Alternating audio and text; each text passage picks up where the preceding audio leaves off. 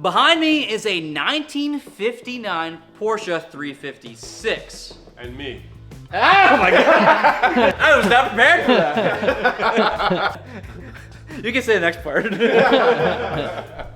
Well, I call my racing heart. We've been making a lot of progress replacing basically the whole bottom of the car, mostly with parts that we could buy. But we've come to a piece that we can't buy. Porsche stopped making it. It's the cowl. Yes, the scuttle. Yeah, Porsche calls it the scuttle. It sounds like perfect though. Porsche doesn't make it anymore, and the reproduction companies have not yet started to make it. What are we gonna do? We can't find a used one. Any car with a used part good enough to use is now being saved. We're not cutting cars apart to get pieces off of them anymore. So what do we do about that, Ryan? That's funny you should ask that, because I think we're in the business of making our own parts here, which adds a different layer of complexity, because this panel is pretty much trashed. It's not the right shape at all. There's full of these pluck holes. It's thin, it's ground down. It's not correct, and I would not feel comfortable pulling a pattern off this to make a new piece, because we have no reference that's actually accurate. It's currently the wrong shape, so we can't use it to figure out how to make the right shape. Why you gotta take all my words and turn it into one sentence like that? We know of a BARN FIND 356 A coupe. A coupe, which matches what this is, to pull a pattern off of, which is a perfect scenario. Because that car is in great shape. Just really dirty.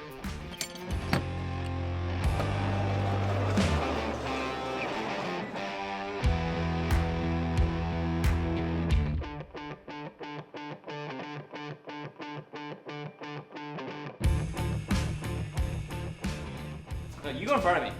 You're not allowed to walk behind me anymore. Ta-da! No, I said it was nice earlier. Well, from our perspective, it's nice because this. You just unearthed Ebola or something like that.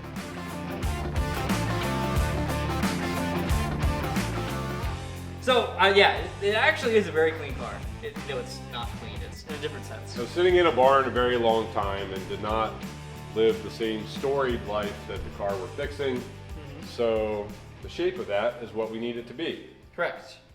We're gonna start out by cleaning up the area we're gonna work with here, and then we're gonna do a flexible shape pattern, which I think will be the best way to approach preserving this entire piece to bring back over to the shop. We're also gonna mark all the radii throughout the panel while we're out here as well, and it'll just give us a good starting point. Because if we're gonna use an actual nicely built car, we wanna be as accurate as possible. Yep. We're gonna do the cleanest, most professional tape pattern you've ever seen on this channel yet. For sure. Because I really need the data perfect on this one. Not like a rough estimate. This has gotta be crispy. And this car is getting a free partial cleaning out of it, so we're really returning the favor. Right. It's gonna have a nice clean spot on it. Some of you may recognize this technique, the flexible shape pattern technique. Ray Schlane teaches this in his metal shaping classes. I'm not sure he's correctly accredited for this type of pattern. However, I did not learn it directly from him. So if I do it wrong or differently, that's because I didn't actually learn it from him. But my way does work, so I think it's about the same. So pish posh. We need to get all of the data from about here to the same spot over there. And we're going to use tape to get that data. Now this is a low tack, very thin masking tape. You cannot actually buy end rolls this size. Ray Schlane sells them in his store because he cuts down larger rolls. So that's what I would recommend doing if you're going to be doing this. The goal with your first layer of tape, which is what I'm doing now, is to go edge to edge with it to the layer, the tape you laid on previously, but not overlap it as best you can, because this is going to be the transfer layer that gets the most data possible. And if we mess that up, then we're just going to have a build-up of tolerances of problems. So I'm going to try to get as few wrinkles as possible and try to get as close as possible without it actually overlapping.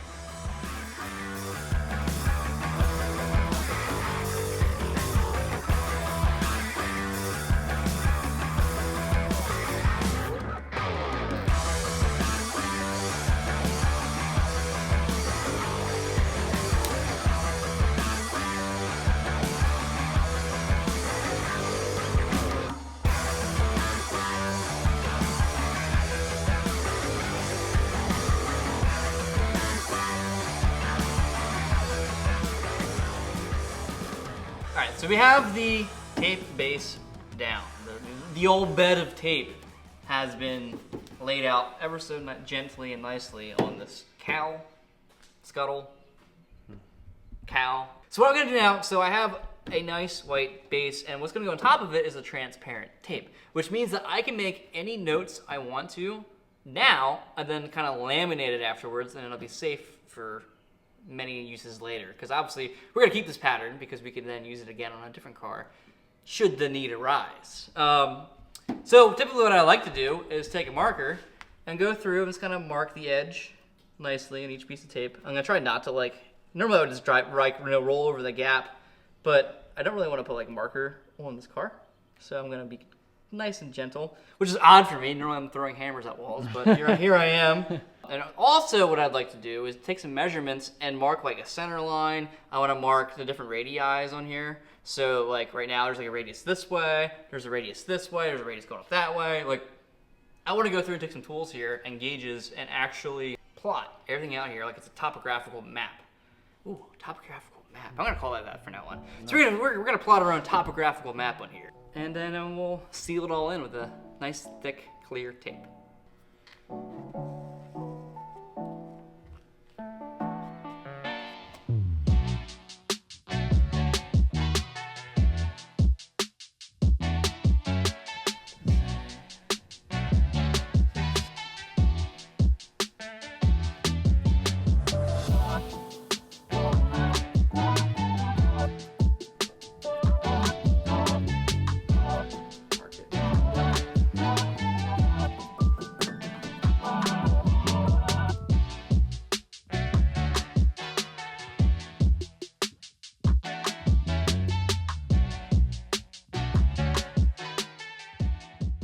About to scuttle this ship, I see. Yeah, it was a nautical term. I was right. I knew I was right, but I was right. Think this works? No idea.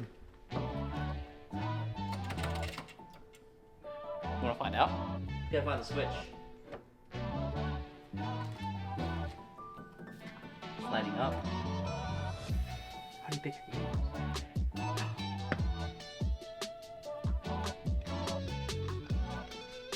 Bruh. No way. We might have to acquire this. Yo, they have Time Pilot? That's one of my favorite arcade games.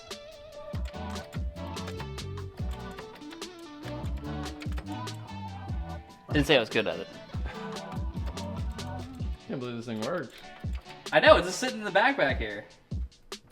Tony's gonna be sad that he left. Woo! Woo! Woo! I guess I can get this guy's missiles. This is a different version of Time Pilot that I'm used to.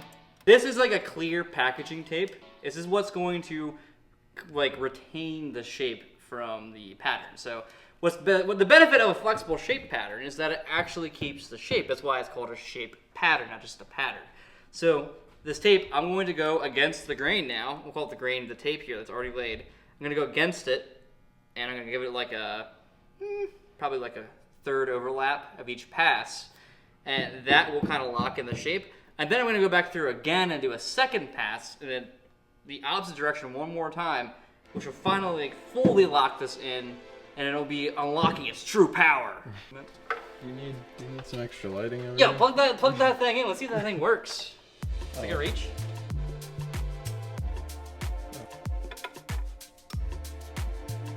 Oh. Why didn't we do this earlier? So much light. Dude, my legs are very well lit now. It really just brings the whole room together. Honestly, this light looks how it smells in here. Yeah. You all right?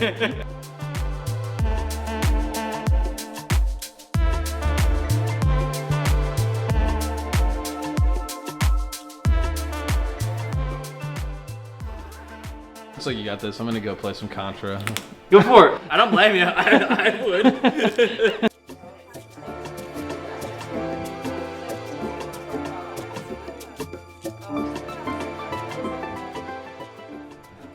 Woo! Well, I'll tell you what though. Those are some nice lines. They are, yeah. Very consistent. Like if I could mow my grass in that pattern, that'd be nice. That's the most dad thing that you could possibly say to that. Yeah, well, that's why I said it. This is why I rent, so I don't have to know. Modern problems. I love a 356 sitting next to a table and a lamp. A tamp. A tamp, yes. Yep. Okay, just stand here and you see, you know, a 356 and then like a table lamp. They belong together. They do. Makes sense. It really, things that just make sense.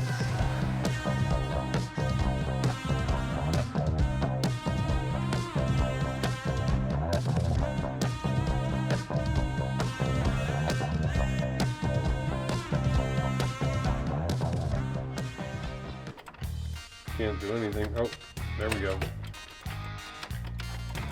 Ah, there we go. Can I shoot that guy? No, not before he shoots me. Apparently those guys can't swim like I can. There we go. You have a good time over there?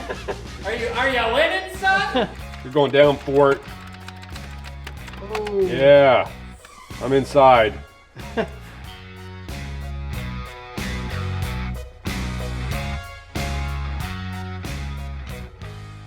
All right, so now we're back in the shop, and I've got the pattern trimmed down.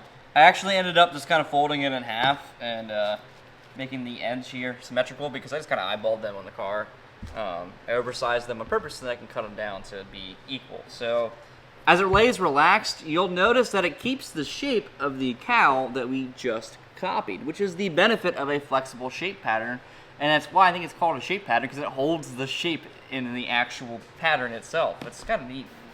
So this steel is not your typical cold rolled steel. This is 19 gauge aluminum killed drawing quality steel, which is also known as like stamping steel. It's mainly designed for stamping things. So like when you buy a car part that was stamped, quarter panel or fender or whatever, it's typically this kind of steel because it has a specific chemical property to it that actually allows it to be more ductile and softer, which is the aluminum killed part. I am not a metallurgist, so I could just Google these answers for you. However, I'm just gonna say it crappily and you can look it up if you want to know more about it. But the best part about this, if you buy like typical regular cold rolled steel and you buy a bunch of sheets of it and it sits on the shelf for a while, that will harden over time and be harder to work, whereas this will not. This weird alloy just kind of stays nice and buttery. Like a barkeep. What are you having? I ain't seen you in here in years. Yeah, I ain't seen you here in years.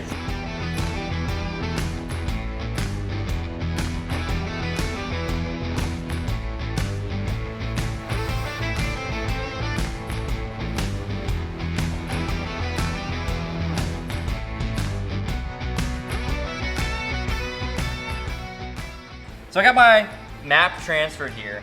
Now I'm gonna do what's called adding a frame, because I like to frame my paneling because it would suck to do all this work and have it not be 100% perfect to the point that my panel is, a 1/16 or an 1/8 inch or even a 1/2 inch short. So what I'm gonna do now is I'm gonna add a frame on the outside, which is where I oversize my cut by roughly 1/2 inch, give or take. I kind of just base it off of experience where it's kind of hard to explain. I don't want to have so much material that it's so much to work with that it wastes a lot of time, but I also don't want to have too little that it's too short either. I think a good rule of thumb would be if there's more shape near that edge, then give yourself more room, or more frame, same thing.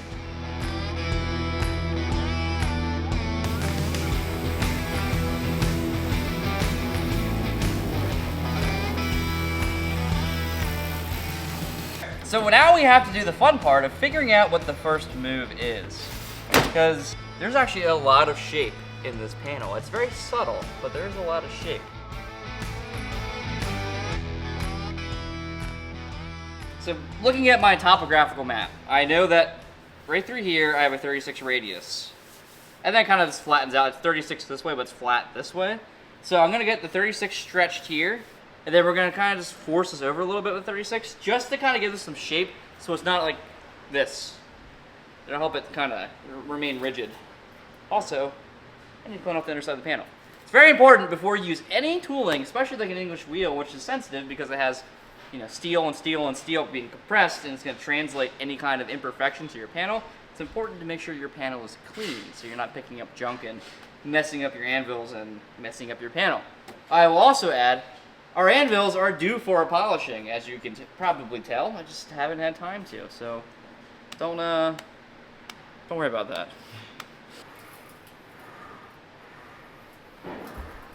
Nice and smooth. And don't crunch my hands. Get just a tiny bit of shape to help it cooperate. That little bit of wheeling is already making it pick up a little bit. See that? Isn't that kind of neat how that works? I love metal. So, a topographical map is telling me through here there is a 6 radius. You can actually see that in the tape right now. A 6 is this. This is a 6 radius, and it will fit nicely in there when it's, you know, laying the way it's supposed to be. So I need to translate that shape to here as a 6 as well, curving along here. Now I think my gut is telling me that I actually need to stretch it just a little bit, because if I were to bend it over and shrink it, it's going to cause these pieces to lift up, and that's not the one I want. I actually want them to go down just a little bit. So I'm going to use the wheel.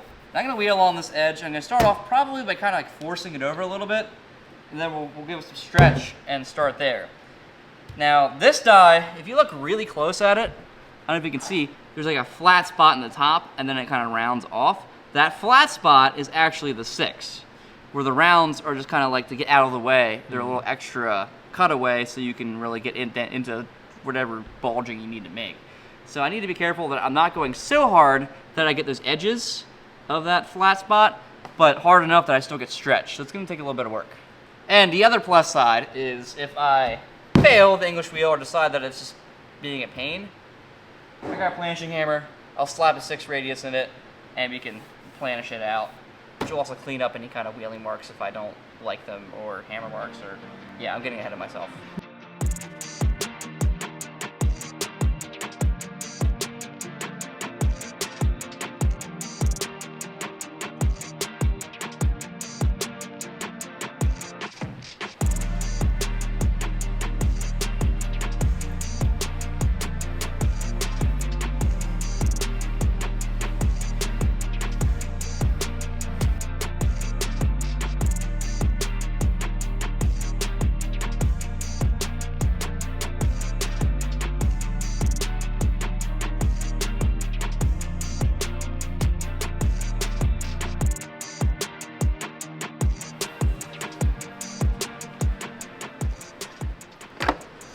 Do I have a 6 of these? 14. There's a 5. Again, a 5's plenty good for what I need probably. Oh, there's a 6. I do have a 6. Was that a 9? It's a 6.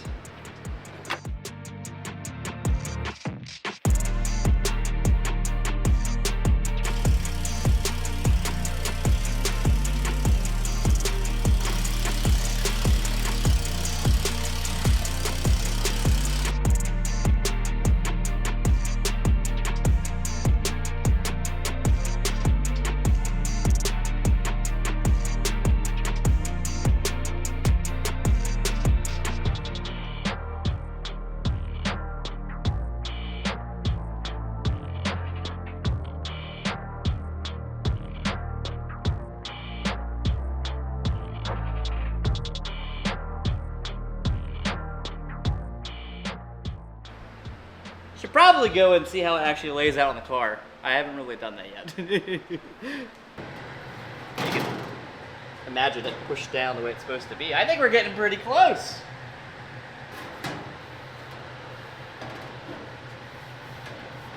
Yeah. Alright, so we're close. The check on that car was actually pretty good. What I do need to do, however, though, is still bring this up sharper. You can see there's still a gap here. It starts to fade up correctly, though, because like the bottom part of it's good, but like from like here out, about here out, still needs to be flared up more, which means more stretching.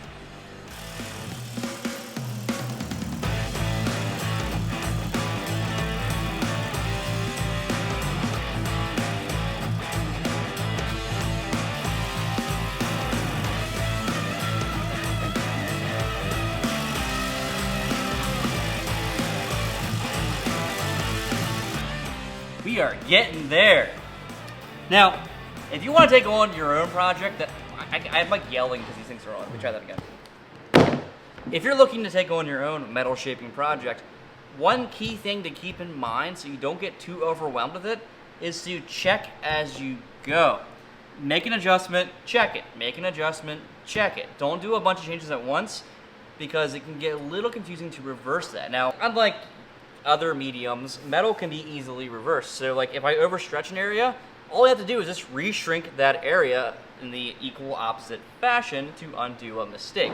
So if you do like 12 steps and then check it, you might not know which step is the actual culprit for the failure or what caused it to not work.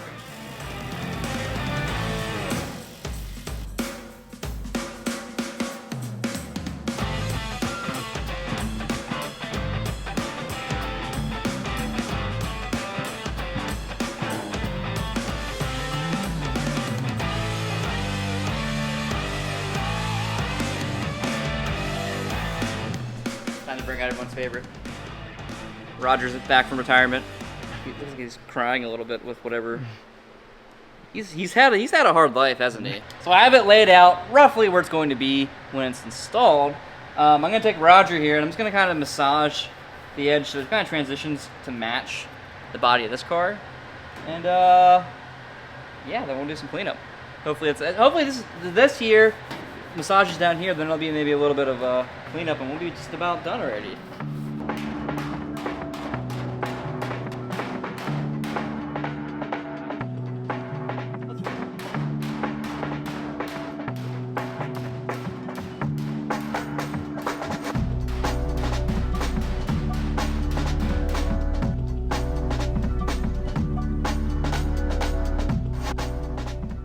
So I got it mocked up on here now. I got 2 Clecos locating it. I'm very happy with how it's laying. There's a couple of little waves that need to be adjusted, which it's also oversized, so when it gets cut, that'll go away anyway.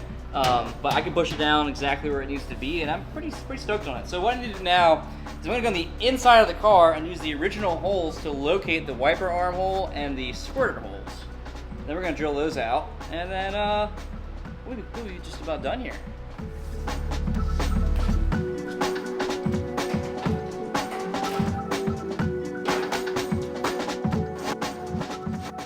So these, this specific brand is called RotoCut. I've also seen them called Roto Broaches and maybe some other names.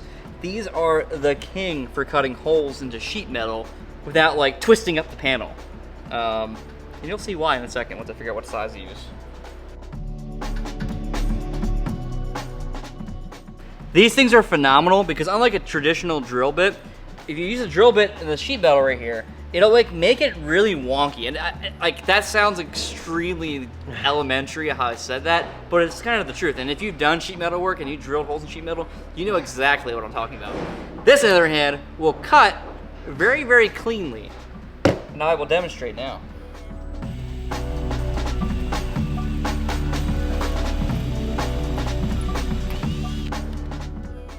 Clean. Look how clean. There's like no deformation to that. Super clean. Oh, I'll ream it then to get rid of the burrs, but me, these don't deform the panel. Also me. I can fix it, and thankfully I didn't deform outside, like the hole itself is correct, so annoying, but not the end of the world. Because when I was drilling it, I noticed that on the car, the holes aren't like perpendicular to the body. They actually go at a slight angle. So I was drilling it at an angle and it just caught and yeeted both my wrist and the panel. Can't have anything nice.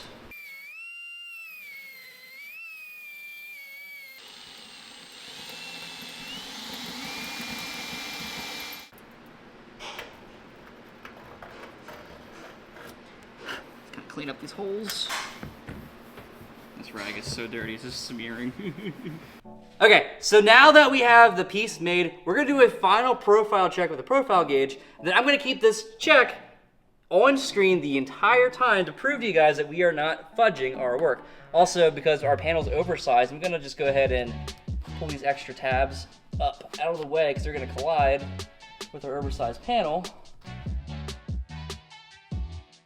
One moment, please. All right, so there you're witnessing right now. I have it center of the cowl.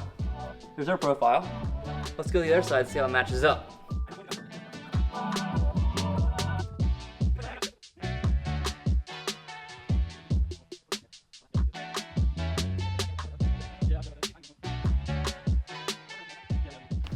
Also, if you're wondering why this video is titled a barn find, it was originally a barn find, then it was thrown in our storage, so.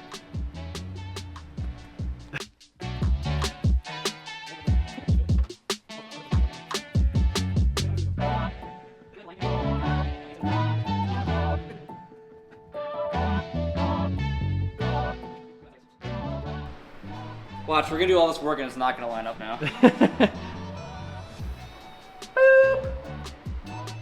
I'd say that's good enough. What do you think, Logan? Looks nice. Again, panel's oversized. That's why it's, you know, longer on each side. And why it pushed the corner a little bit there, because that wrapped around for the bead, but Checks out. this is what it originally was, obviously. We're just gonna reiterate what happened and why we did this. We made this new cowl because this one is basically a canoe. There was damage done to the car and someone beat it down and then didn't beat it up far enough. It's just a mess. It's just way too much to try to work with. So this insert doopy, which is not fully located on here until I clico it down. That is what it should be.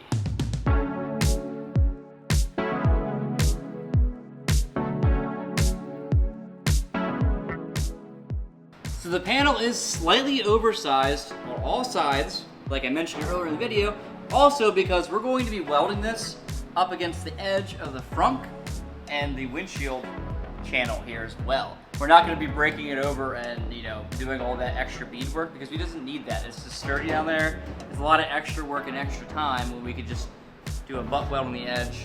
A very nice tight butt weld, as you guys really liked last video, up against the edge here and make it seamless. And I think we just about accomplished what we needed to accomplish today, Logan. And it's also made to match a factory panel, so this has been fully restored back to the way it should be.